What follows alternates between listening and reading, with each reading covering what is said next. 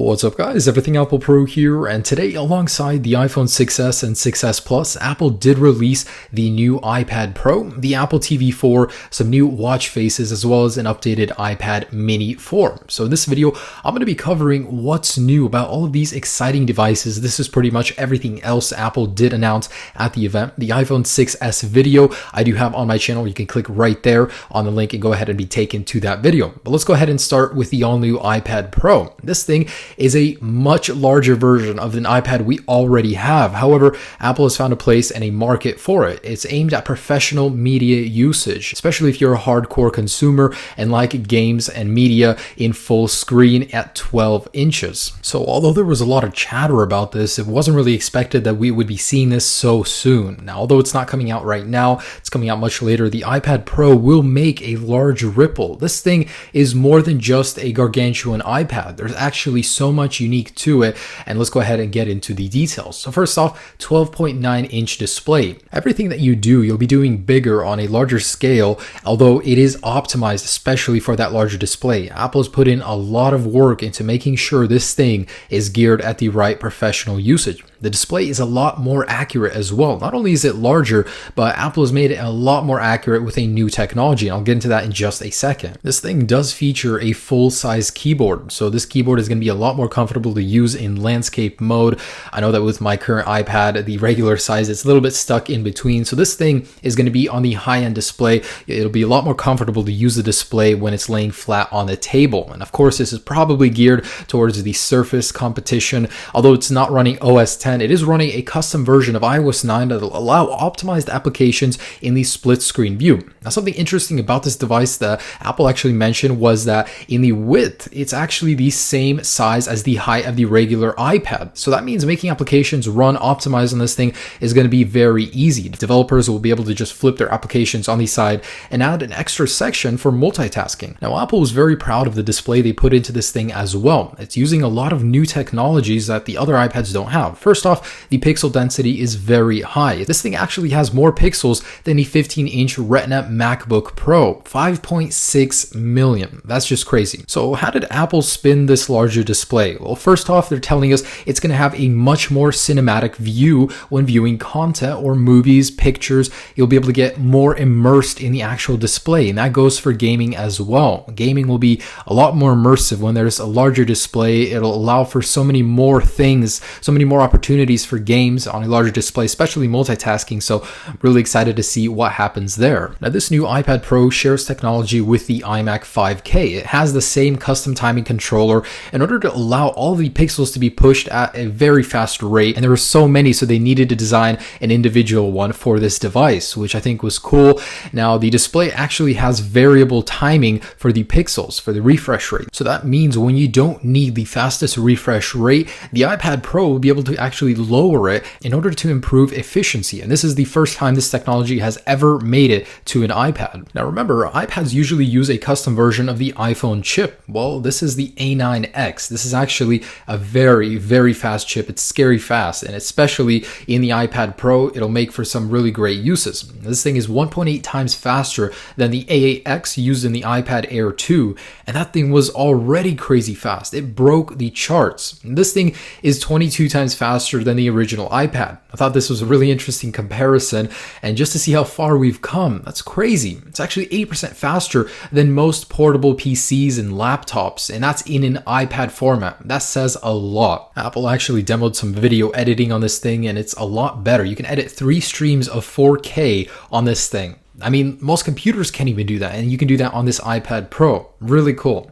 Now, this thing has a very great battery life. For what it offers, all those pixels, surprisingly, you get 10 hours of battery life. Now, it could be better, but that is still very good. The iPad Pro will come with a 4-speaker audio system. This was really impressive because most before it have had nowhere near as many. I mean, 2 at most, and it's all packing this in the same slim frame. Now, about these speakers, they're 3 times louder than the iPad Air 2. 2, and they're actually going to be balanced depending on how you hold your device. One speaker will have a louder output than another, so it'll be a very balanced sound. And this thing is very slim, 6.9 millimeters. That's about the thickness of the current iPhone 6. 6.1 is the iPad Air 2. It's a lot thinner, but of course it has less internals inside of it. Now this here compares the weight to the original iPad. It's grown in size, in power, and graphical performance, yet it's retained the rough amount of weight as the original iPad in a slimmer form factor. That is progress. So who's this thing for? Well, it's actually aimed a lot at professional usage. However,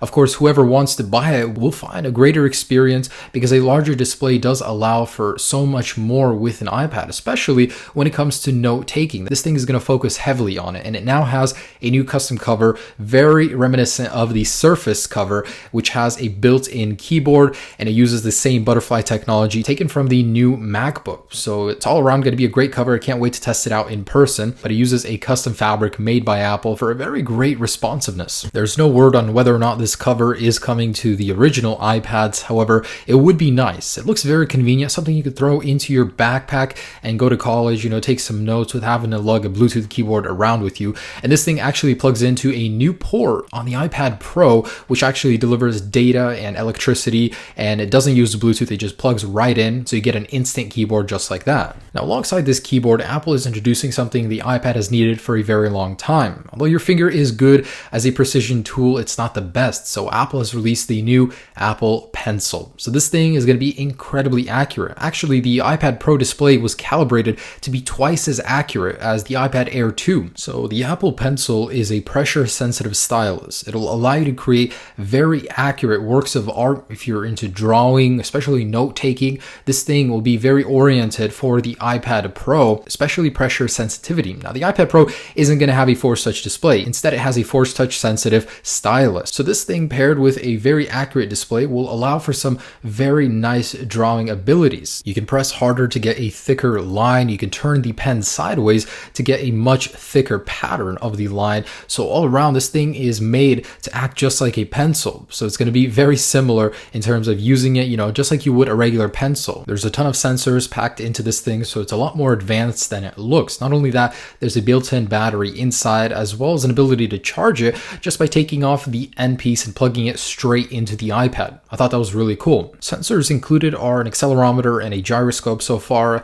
that we know of, but overall it looks to be a very advanced and nice stylus, unlike anything that I've ever seen, and the fact that you can just charge it with your iPad is incredibly useful. Now the great thing is Apple gave the API to developers, especially Microsoft, which they demoed in the actual event. They'll be able to create third-party applications with this thing, allowing you to easily manipulate their applications with this pressure-sensitive stylus. So all around, looks to be a great update, although Apple did keep some of the specs low, such as the LTE speeds. They're not on the same spec as the iPhone. That update we'll see next generation. But overall, looks to be very capable, and I cannot wait to try this thing out in person. So other than that, the iPad Mini 4 actually got an update as well. So it has received the internals from the current iPad Air 2. That means AAX chip, and it's going to be very fast with 2 gigabytes of RAM. So the iPad Pro starts at $799 and jumps to $1079 with 128 gigabyte and cellular. Overall, decent pricing, I guess, for what it can do. Now, the Apple Pencil and Smart Keyboard are a bit spendy, but they are definitely worth getting if you're going to get this device. And the device will actually ship in November, so it's going to be a while until we actually see it. So the iPad refreshes were a very welcome surprise, especially the iPad Pro. Again,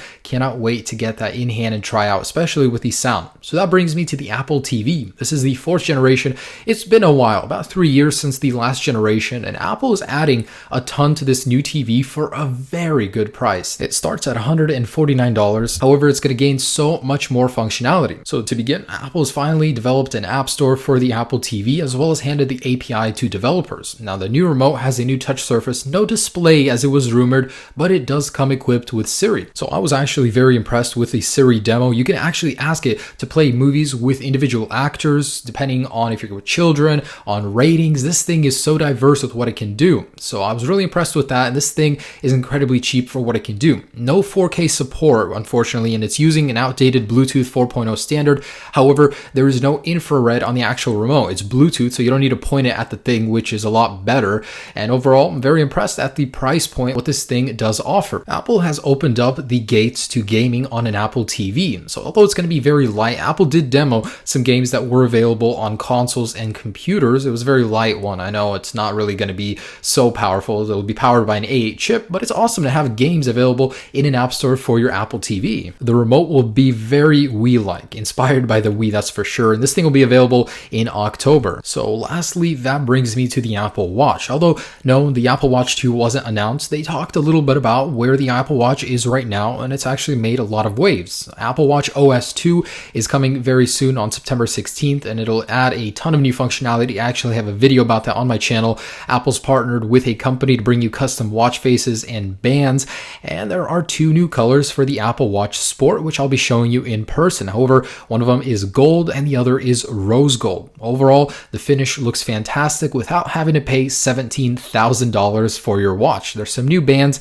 and the Apple Watch Edition will actually have some new finishes and bands as well. I'll be showing you that in a later video. So Apple is pretty much looking to refresh the interest in the Apple Watch. They added some new bands to the Sport Edition as well as a custom product red band, which I thought was really cool. So I'll be looking forward to getting these and showing you guys all of these products in my future videos.